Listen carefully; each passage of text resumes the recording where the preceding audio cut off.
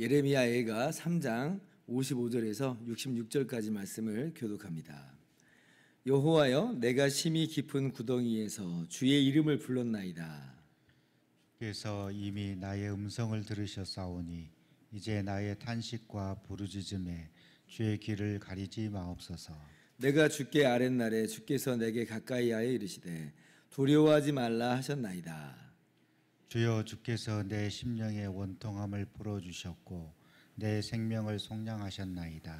여호와여, 나의 억울함을 보셨사오니 나를 위하여 원통함을 풀어주옵소서. 그들이 내게 보복하며 나를 모해함을 주께서 다 보셨나이다. 여호와여, 그들이 나를 비방하며 나를 모해하는 모든 것 곧 일어나 나를 치는 자들의 입술에서 나오는 것들과 종일 나를 모해하는 것들을 들으셨나이다. 그들이 앉으나 서나 나를 조롱하여 노래하는 것을 주목하여 보옵소서.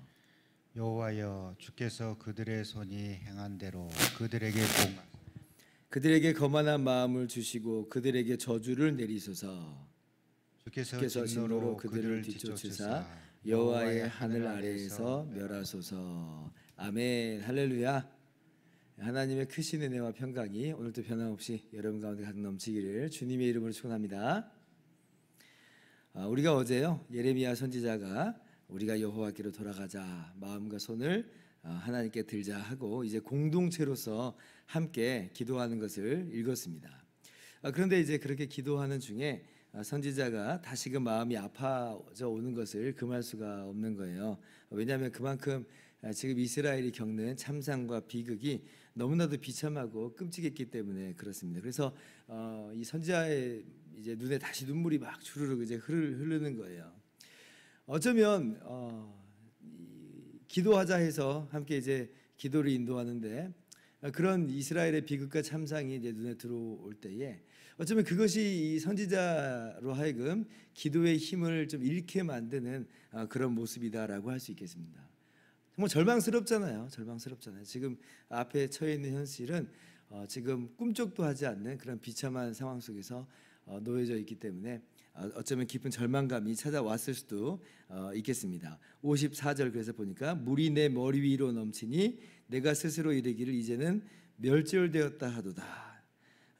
멸절되었다. 내가 다 끊어져 버렸다. 끝나버렸다라고 하는 거예요. 우리도 그렇죠. 너무 어렵고 너무 고통스러우면 사실 기도할 힘이 안 납니다. 그러니까 적당히 힘들어야지 이게 기도할 힘이 나지, 너무 힘들어 버리면 기도할 힘이 안 나는 거예요. 입도 뻥끗하기가 힘들죠, 그때는. 그리고 우리의 기도라고 하는 게 그때는 자주 이제 한숨이 물어 변해버릴 때가 있고 어떤 신세한탄 같이 눈물로써 우리가 그저 이제 자리에 앉아 있을 그런 경우들이 많이 있어요. 그래서 이게 기도인지 이게 넋두리인지 우리가 가늠이 잘 안 될 때가 있습니다. 자, 그런데 그러한 깊은 절망감과 그 흐르는 눈물 속에서 선지자는 여전히 기도하기를 멈추지 않아요. 기도하는 힘을 잃지 않는 거예요. 55절 말씀 같이 한번 읽읍시다. 시작. 여호와여, 내가 심히 깊은 구덩이에서 주의 이름을 불렀나이다. 그러니까 심히 깊은 구덩이다. 마치 기도할 힘조차도 나지 않는 바로 그러한 절망의 순간이다라고 하는 거예요. 그러나 그 상황 속에서 뭐를 한다는 거예요? 주의 이름을 불렀나이다. 주의 이름을 불렀다. 오늘 말씀은 그래서 우리가 어떠한 모습으로 나아가야 될지를 선지자가 모범적으로 잘 보여주고 있는 거예요. 아무리 깊은 구덩이라 할지라도 그래서 기도할 힘조차도 나지 않는 그런 상황이라 할지라도 주의 이름을 부르라. 주의 이름을 부르라. 뭔가 우리가 거창한 기도를 읊조릴 수 있으면 뭐 좋겠지만, 화려한 미사억으로 동원해서 기도할 수 있으면 더할 나위 없이 좋겠지만, 그렇지 못한다 할지라도 오직 하나만 하면 되는데, 하나만 하면 충분하는데, 그게 뭐냐? 주의 이름을 부르라. 주의 이름을 부르라. 그래서 우리도 때로 기도하다 보면 다른 말은 한마디도 할 수 없고 힘이 없어서 주여, 그렇게밖에 이야기 못할 때가 있습니다. 예수님 하고는 그냥 아무 말 못할 때가 많아요. 괜찮습니다. 괜찮아요. 정말 괜찮아요. 주의 이름을 불렀으니까 괜찮아요.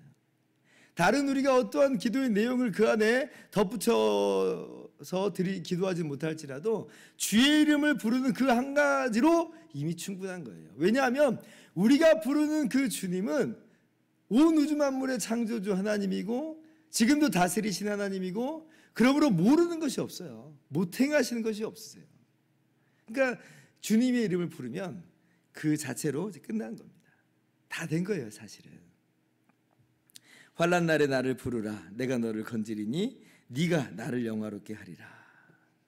예전에 우리가 뭐 슈퍼맨 영화 같은데 보면은 정말 절대절명의 위기 속에서 슈퍼맨 도와줘요. 그러면 슈퍼맨이 그 자리에 없는데도 도와줘요. 그러면 어디선가 갑자기 이제 슈퍼맨이 짠 하고 나타나가지고 날라와가지고 구해주잖아요. 그런 영화를 우리가 옛날에 봤습니다.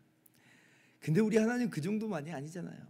온 우주 만물을 창조하시고 지금도 다스리시는 전지전능하신 하나님이시니 하나님께서는 능히 환난 가운데 있는 우리를 건져주시고 구해주실 수 있다라고 하는 겁니다. 그래서 우리가 오늘 어떠한 모습으로 나아가야 되는가라고 할 때에 주의 이름을 부르라. 주의 이름을 부르라. 예레미야는 사실 이제 이러한 구원의 경험, 하나님으로 말미암는 구원의 경험이 많이 있습니다. 뭐 문제와 뭐 어려움, 환난과 핍박이 뭐 없었다 하는 게 아니에요. 있었어요. 그러나 그 모든 것에도 불구하고 두려워하지 말라라고 하시는 하나님의 말씀을 들었고 그 가운데서 구원하여 주시는 하나님의 손길을 경험했던 거죠. 그래서 그 어떠한 대적도 예레미야를 거꾸로 드리거나 무너뜨릴 수 없었습니다. 예레미야가 소명을 받은 게 1장의 내용이 기록이 돼 있어요. 선지자로 소명을 받는 거예요. 하나님께서 선지자로 딱 부르시니까 예레미야가 두려워하잖아요. 아마 그 상황과 그 현실이 만만치 않다는 걸 딱 깨달았을 것이고 자기의 능력이 너무나 일천하다는 것을 알고 있었을 거예요. 그래서 나는 아이라 말할 줄을 알지 못합니다 라고 이제 하나님께 이야기하는데 그때 하나님께서 뭐라고 말씀하시냐면 너는 그들 때문에 두려워하지 말라 말씀하세요. 내가 너와 함께하여 너를 구원하리라. 나 여호와의 말이니라. 그러니까 하나님께 아뢰을 때에 하나님께서 말씀하신 적이 있단 말이에요. 두려워하지 말라. 어쩌면 지금 예레미야는 지금 그 기억을 떠올리면서 주님의 이름을 하나님의 이름을 지금 부르고 있는 것처럼 보입니다. 어쩌면 이스라엘이 이제 멸망한 후에도 하나님께서 다시 회복시키시겠다고 말씀하실 때 동일하게 말씀하세요. 예레미야 30장 10절을 보면 여호와의 말씀이니라. 그러므로 나의 종 야곱아 너는 두려워하지 말라. 이스라엘아 놀라지 말라. 내가 너를 먼 곳으로부터 구원하고 내 자손을 잡혀가 있는 땅에서 구원하리니 야곱이 돌아와서 태평과 안락을 누릴 것이며 두렵게 할 자가 없으리라. 여호와 하나님의 말씀이죠.